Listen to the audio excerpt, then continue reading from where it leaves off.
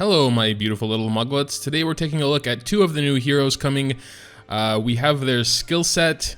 I hope everything is correct. This again comes from my source, as he actually said he tried to send this stuff a few days ago, but it wouldn't go through. And then yesterday, while we were talking about the characters, I mean, he gave me this information like 10 minutes after I posted the video, so I was like, damn.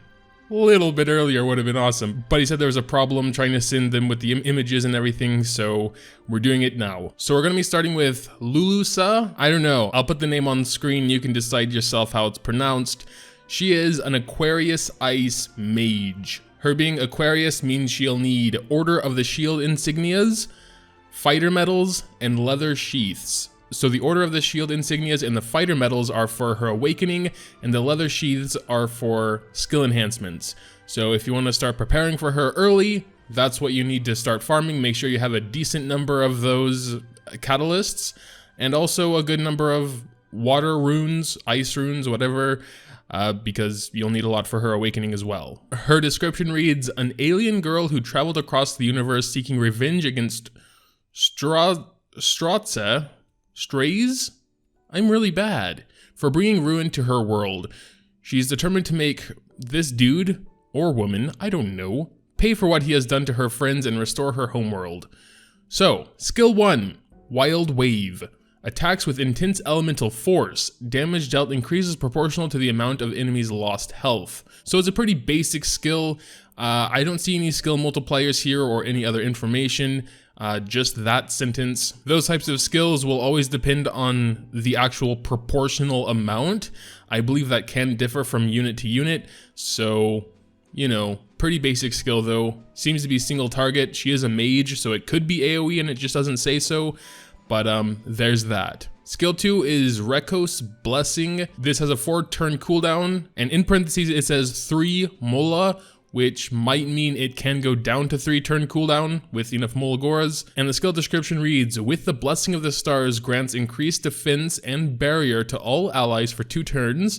Barrier strength increases proportional to caster's attack.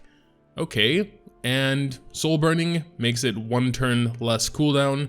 So I think this one's pretty interesting. We don't have a lot of defense increasers, I've noticed. At least not a lot like in the meta. There are some little units around like Elson, but he kinda fell off the wagon when he got nerfed. Also, defense buffs in general did get nerfed. I still think they're decent, and she also provides a barrier.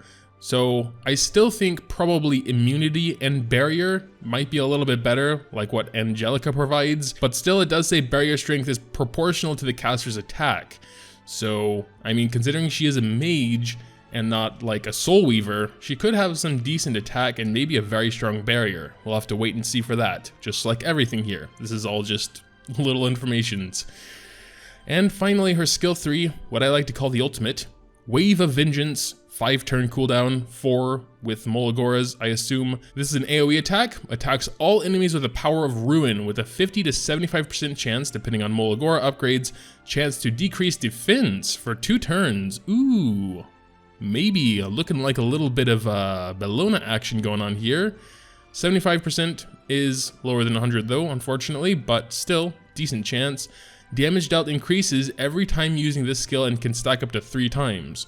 Okay, I was thinking about Arena there for a second, but usually you're only going to be using it once in Arena. Again, how much the damage increases, you know, it could definitely be good for Labyrinth, or maybe even like some harder PvE content like Wyvern, perhaps.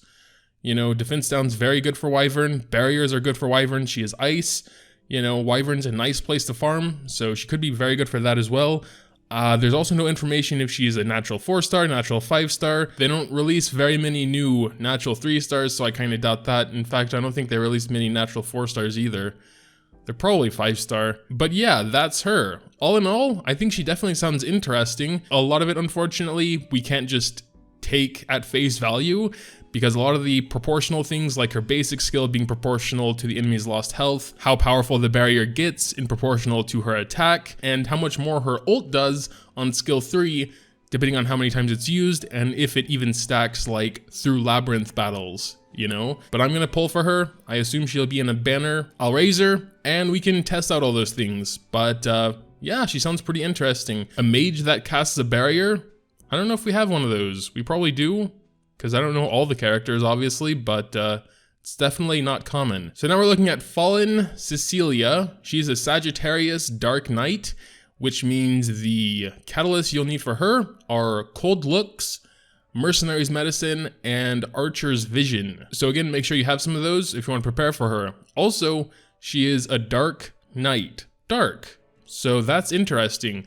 I don't know if she's going to be replacing like Ball, so the Dark Ball and Cezanne in Mystic Summons or not. That would be a little bit unfortunate because, yeah, it's not going to be very easy to get her. She could potentially, although unlikely, be a free unit in maybe the side story or new season 2 something.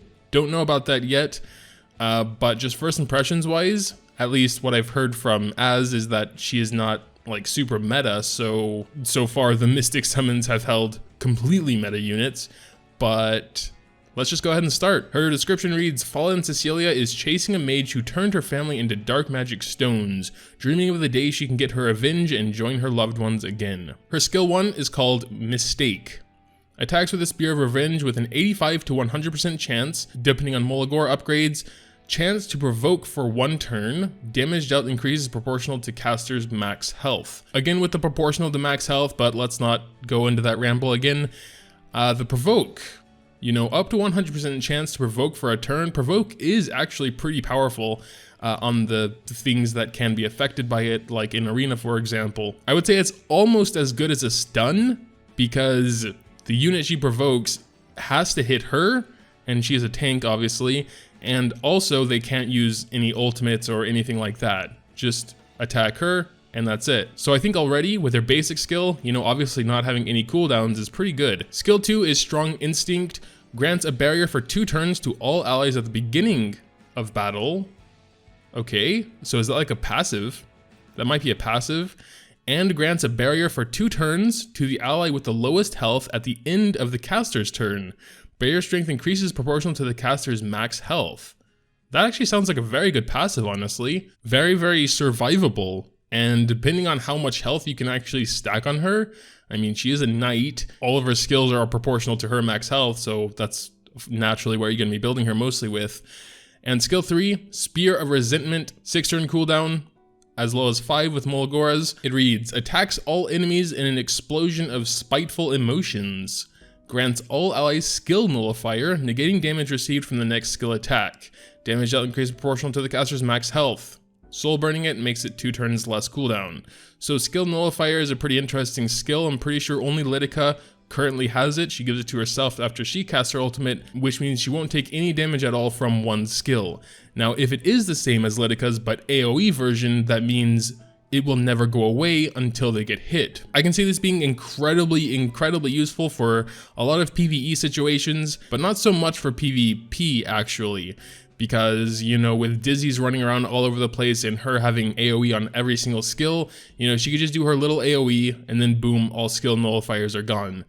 However, if you make her like fast enough to go before the enemies, you know, Dizzy would probably do her ult straight away, and while I'm pretty sure this doesn't protect against debuffs, Dizzy's ult still does a decent amount of damage. I would kind of hope there would be another effect to it. Skill nullifier again can be super powerful, but then again it could be even weaker than like a barrier. Also, I could see it being quite useful for Wyvern 11 because only the front line gets hit unless you run into some bad RNG perhaps and you can't break his shield. Then he dashes towards all of your units and you all get hit. Your squishies in a lot of cases might die, but not if you have her on your team and give everyone the skill barrier thing. She could actually be your front line as well. She's not water, so it might be a little bit harder to survive, of course, but she would also be placing barriers on herself every turn. So I don't know, something to consider. Of course, again with her skill 3, proportional to her max health. So again, you're gonna be stacking a lot of max health on her. So if that proportional, you know, is goodly proportional, if you know what I'm saying, and she can actually do some decent damage as well, she'd be amazing. Because then you kind of have like a very, very tanky AoE damage dealer that can also block a hit of damage. with her ult, you know? To be honest, I'm not sure how unrealistic that sounds. In some games I've been playing recently, you can have a very tanky, very powerful, depending on if it's based off of their defense, attack, or health. And I haven't experienced too much with these tanks that base their damage off their HP.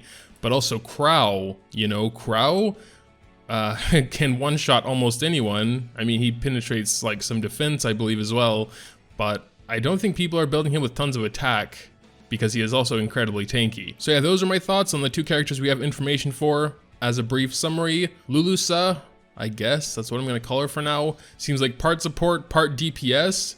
I mean, her skill 2 doesn't attack anyone at all. It just gives barrier and defense up.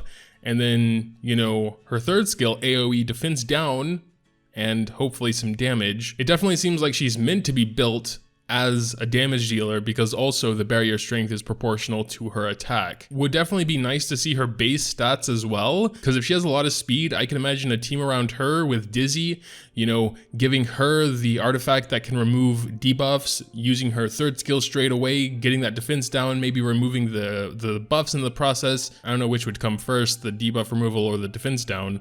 Hopefully the debuff removal. And then you can use Dizzy's ult and then her second skill with the Magahar's Tome. And then one other AoE to finish them off in a cleave team. That sounds pretty good to me. And as far as Cecilia is concerned, I can imagine she might work in the cleave team as well, depending on how proportional her third skill is to that max health. But naturally, of course, you could use her in a wall team as well. Skill Nullifier could potentially prevent some one-shots, provoking the dangerous damage dealers or debuffers or whatever with her first skill, you know, up to 100% chance, just give her a ton of effectiveness and HP. Then again, it's kind of hard to justify dumping a lot of effectiveness in her considering it's just her basic skill that would actually benefit from it. But I guess effectiveness wouldn't hurt once you have enough, you know, HP.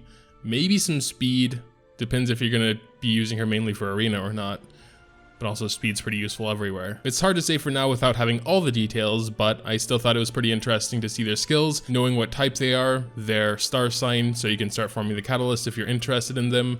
Personally, I think they both have some pretty high potential. I'm just concerned that Cecilia is gonna be in the Mystic Summons, which would be a little unfortunate. But yeah, I suppose that'll pretty much do it for today. Make sure to tell me what you think about the new heroes in the comments down below. Leaving a like if you happen to enjoy is always greatly appreciated as well. Thanks, as always, for watching, and until next time.